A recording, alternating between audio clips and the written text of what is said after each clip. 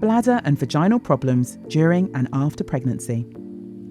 Stress urinary incontinence. The leakage of urine during activities such as coughing, sneezing, lifting, laughing, or exercising is common and affects 1 in 3 women. The first line treatment is to do your pelvic floor exercises up to 3 times a day.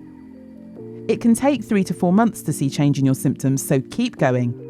When doing a task where you might leak, lift your pelvic floor muscles just before to help reduce the chance of a leak.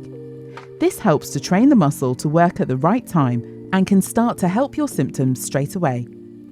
Urge urinary incontinence.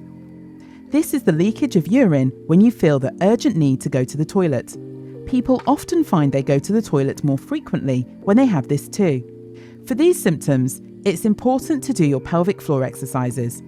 You should only go to the toilet when your bladder needs emptying, not just in case. You may also benefit from bladder training.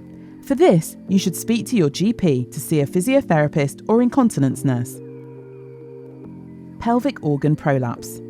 This is when the womb, bladder, or bowel pushes into the vagina. It may feel like a heaviness, something coming down in the vagina, or a lump at the vaginal entrance.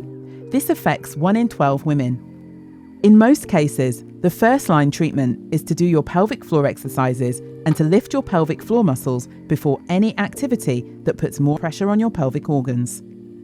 It can take up to 3 to 4 months to see a change in your symptoms.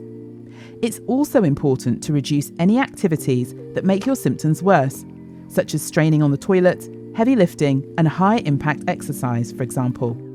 It's safe to have sex with a prolapse, and a good lubricant is often helpful. Should you have any of these symptoms in pregnancy or following birth, please speak to your midwife or GP for advice. They may refer you to physiotherapy.